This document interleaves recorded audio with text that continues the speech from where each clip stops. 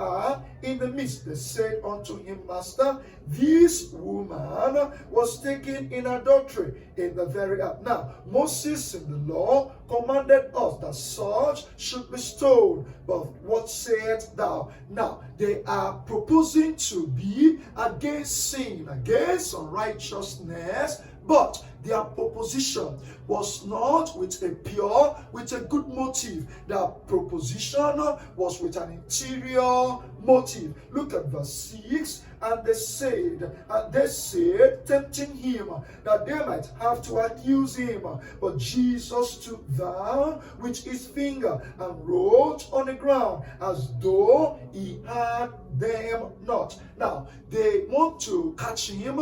They want to give him a question that if he chooses yes, he will be guilty. If he chooses no, he will be guilty. Whichever answer he chooses, yes or no, they want to put him in a state of dilemma. But Jesus Christ, the all-knowing God, the all-wise God, he knows all things. He knows the hearts of men, and he stood there as though he had them not. But sometimes when people ask you a question, you must not answer them impromptu. You must not answer them immediately they ask you the question, especially the question they ask you that whether you choose yes or you choose no, you will have to fall into trouble. So you have to conceive, and you have to talk to the Holy Spirit. You have to communicate with the Holy Spirit like Jesus did. He stood now and he wrote on the ground, trying to reason with the Holy Spirit. And after he had reasoned with the Holy Spirit, so in verse 7,